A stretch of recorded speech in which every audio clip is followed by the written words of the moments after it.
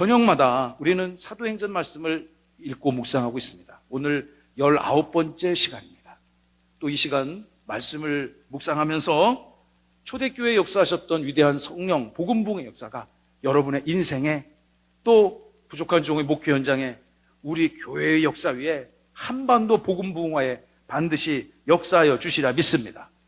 제가 여러분 계속해서 반복적으로 여러분 대부분 성경을 많이 읽으시는 분들 오늘의 본문도 잘 아시리라 믿습니다만 성경을 또 읽고 또 여러 가지 버전으로 읽어보고 영어로도 읽어보고 이렇게 읽어보면서 풍성한 하나님의 은혜를 어제 깨닫지 못했던 것을 오늘 또 다시 읽을 때 깨닫고 또 그것들을 정리하여서 여러분과 함께 말씀의 은혜를 나누고 있는데 이 시간 여러분의 영혼이 기쁘고 듣는 귀가 즐겁고 마음에 희망이 생기고 삶에 영적인 에너지가 생기시를 주님의 이름으로 성령님의 이름으로 축원하고 축복합니다. 초대교회 역사가 무엇인가? 제가 이렇게 쭉 정립을 해보니까 여러분 다 초대교회를 담고 싶어 하잖아요. 초대교회는요 바람잘 날이 없었습니다. 안에서는 바깥에서 끊임없는 박해가 시작되어졌습니다. 초대교회 이 사도행전 역사에는 기독 공동체 안에서의 그 핍박이었죠. 가장 대표적인 것이 전통적인 유대 율법주의자들이 여러분과 같은 예수 믿는 사람들을 끊임없이 핍박하고 박해했습니다. 오히려 그 사람들이 더 격려하고 예수님 그리스도라고 고백하고 정말 구약 성경을 달달달 통달하며 암송하는 사람들이 정작 그분 메시아가 왔는데 그 메시아 예수 그리스도를 배척했단 말이죠. 고향 사람들이 배척했고 당시에 가장 강력한 정치, 종교, 경제, 권력자들이 예수님을 핍박했고 예수님의 제자들을 박해했습니다. 사도행전 역사가 끝나고 본격적으로 복음이 온 땅의 열방에 퍼져나갈 때는 강력한 외압 세력이 기독 공동체를 무려 250년 넘는 긴 시간 동안 박해했습니다. 그것이 누굽니까? 로마 제국이죠. 그리고 초대교회 안에서는 어떤 문제가 있었는가? 교회 안에서도 여전히 부족함이 있었습니다. 끊임없이 유대 율법주의자들의 돌아오라는 그런 강력한 압박이 있었고요. 그 안에서도 수많은 그런 분쟁들이 있었고 대표적으로 우리가 읽었던 사도행전 4장 후반부의 본문처럼 가장 대표적인 사건을 우리 큰 이슈가 됐던 사건을 우리에게 소개하고 있잖아요. 아나니아와 삽비라와 사건과 같은 부정한 사건이 안에서도 있었습니다. 그러나 중요한 것은 안에서 부족함이 있었고 바깥에서 끊임없이 유대율법주의자들의 박해가 있었지만 그래도 점차적으로 복음은 확장되기 시작했고 교회는 든든히 세워져 갔음을 믿으시기 바랍니다. 그러니까 사도행전 1장부터 10장 이 사도행전 전반부의 큰 테마가 무엇인가? 교회 안과 밖의 외압과 핍박과 박해와 그런 연약함 속에서도 교회는 성장한다. 할렐루야. 복음은 확장되어진다는 것입니다. 제가 이렇게 정리를 한번 해보았습니다. 그래서 우리 지난주에 우리 연휴 들어가기 전에 우리가 지난주에는 1층에서 예배를 드렸는데 그 특별히 그럼에도 불구하고 교회 12절부터 16절까지 있는 말씀은 초대교회가 이러한 내후외환적 위기 상황 속에서도 계속 말씀이 전해지고 그 말씀이 선포되어지는 현장에 성령이 역사하셔서 믿는 자들의 무리가 남녀의 수가 더해지는 위대한 교회와 복음부흥의 현장을 우리가 함께 살펴보았습니다. 여러분 우리 14절 말씀 우리 지난주에 못 오셨던 분들도 있으니까 14절 다 함께 시작. 믿고 주께로 나오는 자가 더 많으니 남녀의 큰 무리더라. 아멘. 네. 여러분 조금 전에 말씀드린 것처럼 초대교회는 여러 가지 부족한 점이 많았습니다. 사도들도 부족했고요. 안과 밖의 그런 내후외환적 위기들을 제때제때 슬기롭게 잘 대처하기도 쉽지 않았을 것입니다. 그러나 그러한 환경 속에서도 우리 14절 말씀처럼 믿는 자들의 무리의 숫자가 주께로 교회 공동체로 나오는 자들이 점점 더 늘어나기 시작했고 그것은 어느 한 성별의 이 편중 현상이 일어난 것이 아니라 남녀노소를 물어나고 주님의 백성들이 광대하게 확정되어지는 놀라운 역사가 나타났다는 거죠. 오늘 읽은 본문은 그렇게 성장해 가는 과정에 있었던 대표적인 핍박과 박해 케이스 그리고 그렇게 핍박 중에서도 하나님께서 성령께서 이 초대교회의 연약한 사역의 현장에 개입하셔서 그들을 더욱 담대하고 강력한 주의 복음을 전파하는 그런 사명자로 세워져가는 생생한 장면들을 오늘 우리가 긴 본문을 함께 읽었습니다. 먼저 우리 17절로 19절의 말씀을 통해서 대제사장 그리고 사두개파 세력들의 핍박과 성령의 개입하심에 대해서 함께 살펴봅니다. 여러분, 대제사장, 이 사람들은 어디에서 주로 활동할까요? 주로 활동 무대가 어디겠습니까? 자, 1번 회당, 2번 성전, 50% 확률 찍어보세요. 시작.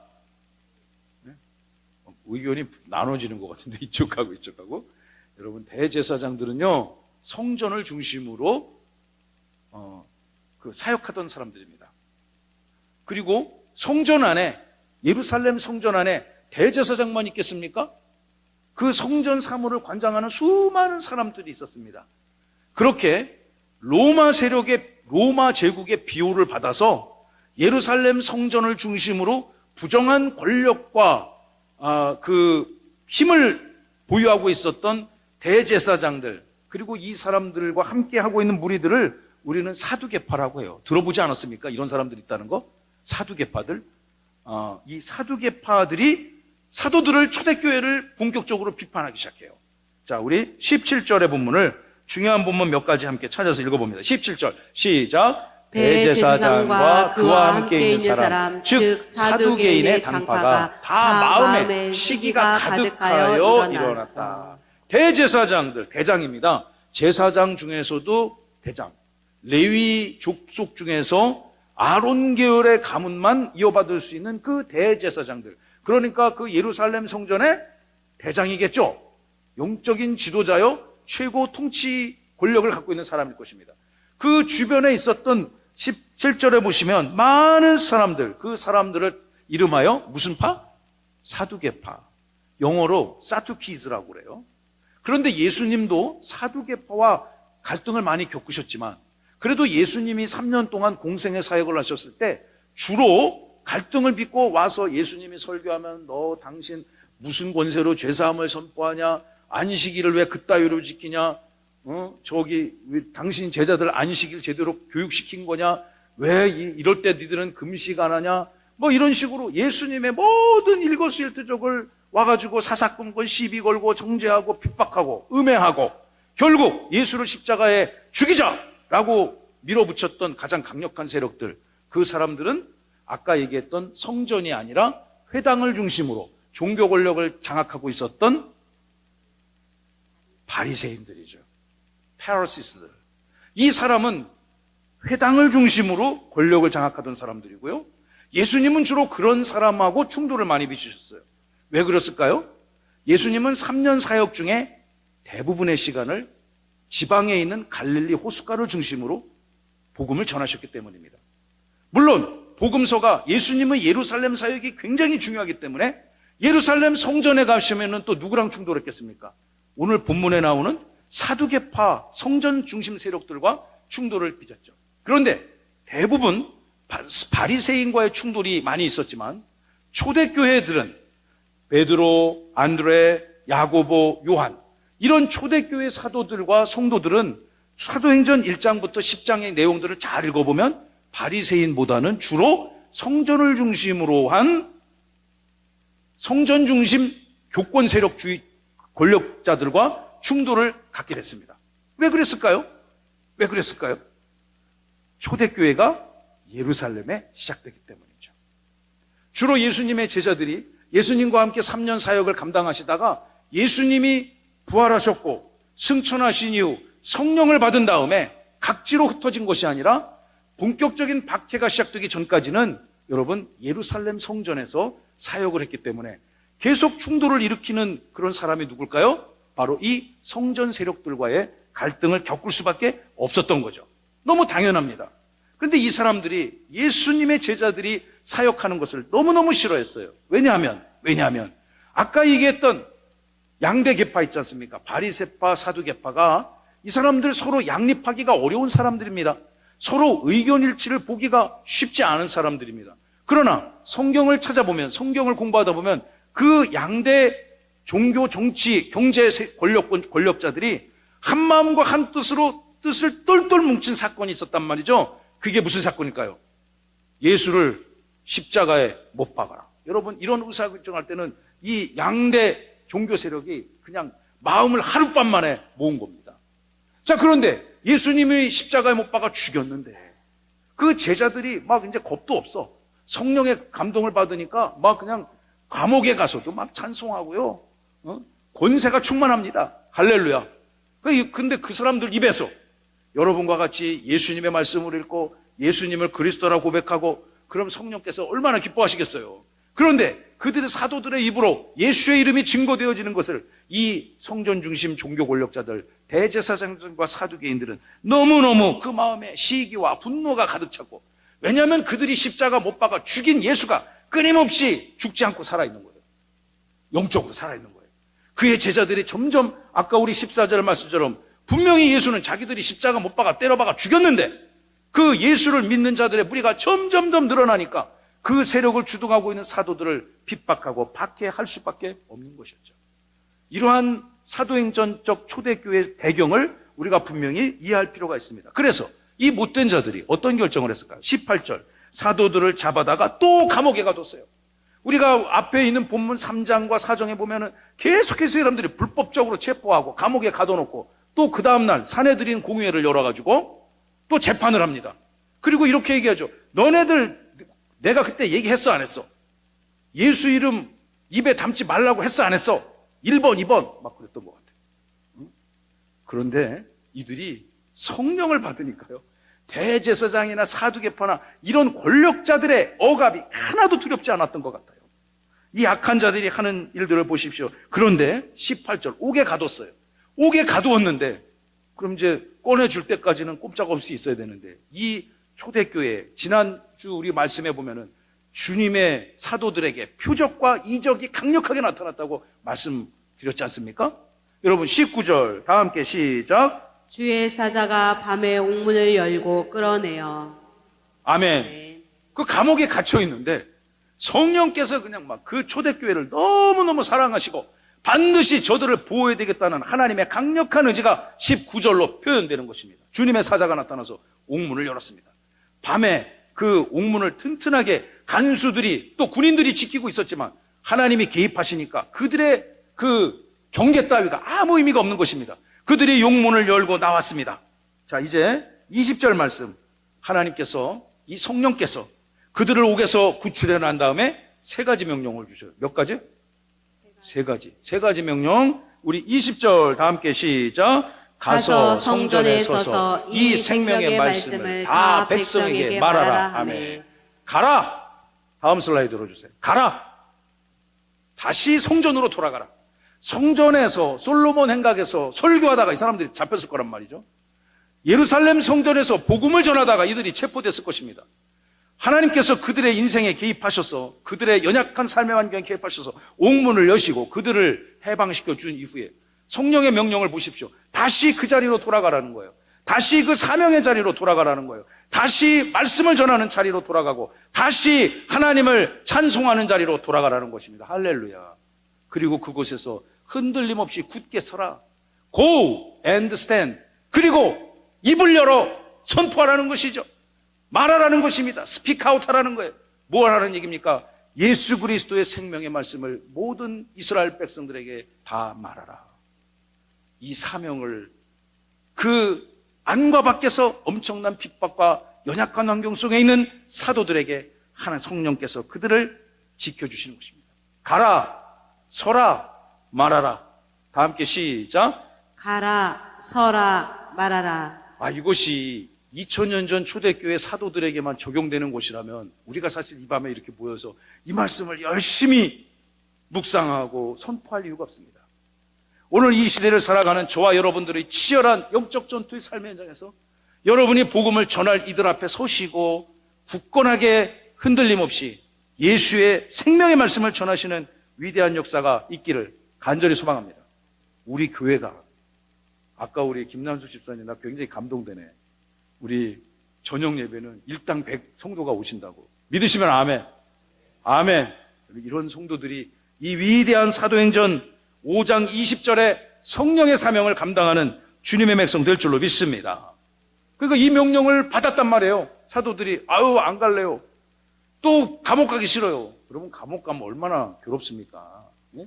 그 인간의 자유가 구속되어졌을 때 그 압박감은요 정말 엄청날 거라고요. 여러분 사도들은 그러나 이 성령의 말씀에 세 번째죠. 21, 25절을 보시면 성령께서 하신 이 명령을 이들은 즉각적으로 순종합니다.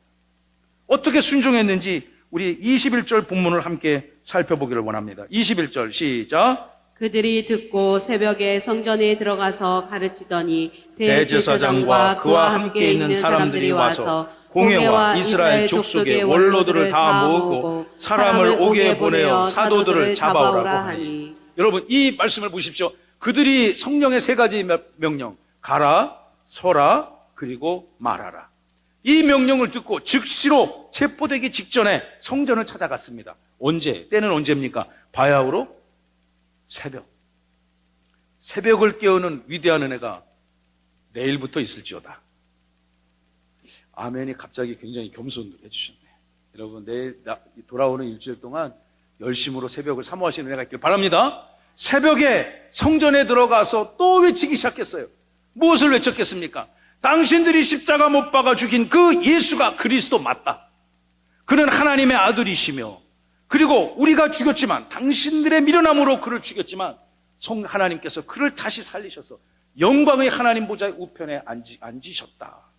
여러분 그런 복음의 진리에 대해서 가르치기 시작했더니 난리가 났습니다. 감옥에 있어야 될 사람들이 또 이 복음을 전하기 시작하니까 그러니까 다시 비상 걸렸어. 대제사장과 그와 함께 있는 사람들, 그 졸개들, 무슨 파들? 사두개파들이 또 다 모여가지고 공회원들에게 막 100여 명 넘는 공회원들에게 밤에 막 비상연락만 해서 다시 성전으로 모이시오. 그리고 이스라엘 족속의 원로들, 장로님들 모이시오. 다 사람을 모아서 옥에 가보라고 합니다. 그런데 사도들을 또 옥에 가서 잡아오라. 도대체 그들이 어디 있느냐? 이제 재판을 하려고 이 사람들이 우리 사도행전을 쭉 읽어보면요. 항상 체포하고 나서 그 다음날 새벽에 재판을 해요. 아마 그들의 어떤 문화였든지, 그들의 그 재판 문화였든지, 아니면 이 사건의 시급성 때문에 이 사건이 얼마나 중차대한 사건이었는지 그들이 새벽에 모여서 이 중요한 공의회를 열기 시작합니다. 자, 이제 사내들인 공의회가 어떻게 이들을 신문하고 추궁할까요? 이들이 사도들을 체포하고 나서 또 재판을 벌이는 것입니다. 졸속 재판을, 그 재판의 내용을 함께 22절과 28절을 통해서 살펴봅시다. 사내들인 공의회가 신문하기 시작합니다. 자, 제가 빨리 읽어볼게요. 22절. 부하들이 가서 옥에서 사도들을 보지 못하고 돌아와. 다 지금 사도들 어디가 있어요? 성전에 가서 또 복음 전하고 있어요. 새벽부터. 그런데 공의회가 열려가지고 저 사도들을 데리고 와서 신문을 해야 되는데 사도들이 원래 가서 보니까 아무도 없네. 지금 그런 겁니다. 23절. 이르되 우리가 보니 옥문은 든든하게 잠겨 있어요. 옥문이 바깥에서 연 흔적이 없어요. 그런데 지키는 사람들이 문에 딱 열었는데 안에 들어가 보니까 아무도 없다는 얘기죠. 누가 개입한 곳입니까? 성령께서 그들을 풀어주셨잖아요. 그러니까 여러분 인간의 이성과 지혜로 헤아릴 수 없는 압도적인 하나님의 표적적 사건이, 신묘 막직한 그런 특별한 사건이 사도들이 사역 현장에 분명히 나타났다는 것이죠. 할렐루야. 여러분의 삶에도 측량할 수 없고 헤아릴 수 없는 주님의 섭리가 반드시 나타날 줄로 믿으시기 바랍니다. 24절입니다. 성전 맡은 자와 제사장들이 이 말을 듣고 의혹하여 이 일이 어찌 될까 하더니 엄청나게 당황하고 있는 게 느껴지지 않습니까? 감옥에 있어야 될 사람들이 지금 문 열어보니까 아무도 없어. 도대체 어디 간 겁니까? 그냥 시공을 초월해서 성령께서 그들을 싹 빼간 것 같아. 그렇게밖에 설명할 수가 없습니다. 이러한 특별한 역사가 그 감옥 현장에 나타난 거죠. 26절. 성전 맡은 자가 부하들과 같이 가서 그들을 잡아왔으나 강제로 못하면 백성들이 돌로 칠까 두려워함이었더라. 26절 상황은 이런 것입니다. 여러분, 이제 도대체 이 사람들은 어디 간 거야? 분명히 어저께 우리가 안에 잠가놨는데 문 열고 보니까 아무도 없습니다. 그래서 막 당황하고 막 난리가 났겠죠? 찾아보니까 이 사람들 또 예루살렘 성전 솔로몬 행각에 모여 있는 것입니다. 새벽부터 큰 집회가 열어졌어요. 이 사람들을 체포를 해야 되는데 주변에 여러분과 같이 사도들의 설교를 들으려고 하는 많은 사람들이 모여 있으니까 이 군인들도 함부로 사도들을 제압하지 못했다는 것이죠. 그러니까 막 강압적으로 폭력으로 막 힘으로 완력으로 끌어당기고 공권력으로 끌어내리지 못하고 저 사도님 좀 우리랑 좀 같이 가셔야 되겠습니다. 이 정도로 얘기했다는 것이죠. 자, 이제 본문 거의 다 읽었습니다. 조금만 더 읽어보죠. 27절. 그들을 끌어다가 공회 앞에 세우니, 결국 그들이 다시 잡혀왔어요. 이 사도들이 또 잡혀왔어요. 왜 잡혀왔을까요? 대제사장, 사두개파, 사내들인 공의회 회원들 앞에서 재판을 받기 위해서 성령께서 그들을 인도해 주신 것이라고 저는 믿습니다. 28절입니다. 이르되 우리가 이 이름으로 사람을 가르치지 말라고 엄금하였지 않느냐? 너희가 너희 가르침을 예루살렘에 가득하게 되니 이 사람의 피를 우리에게로 돌리고자 함이로다. 이것은 아마 대제사장의 워딩이겠죠? 사내들인 공의회 의장이 아마 이렇게 얘기하는 거예요. 너희들 분명히 얼마 전에도 얘기했잖아. 당신들 예수의 이름을 절대 입 밖에 내지 말라고 우리가 그렇게 엄히 금하였는데 또 나가면 예수 이름을 전하니 예수를 죽였다고 하는 그 죄몫이 다 우리에게로 돌아올 것 아니냐. 절대로 예수의 이름을 말하지 말라. 여러분, 사도행전 4장 18절에 보시면요, 사도행전 4장 18절, 제가 슬라이드가 있는지 모르겠네. 비슷한 말씀이 있습니다. 사도행전 4장 18절.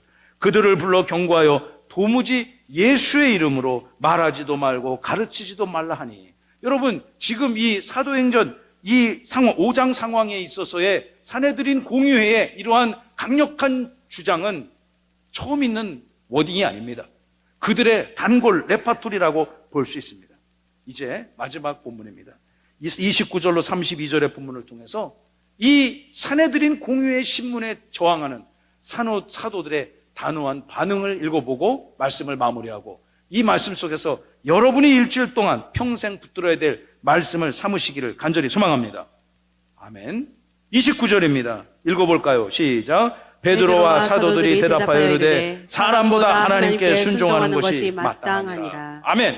여러분, 이 베드로는 항상 여기 중심이 있어.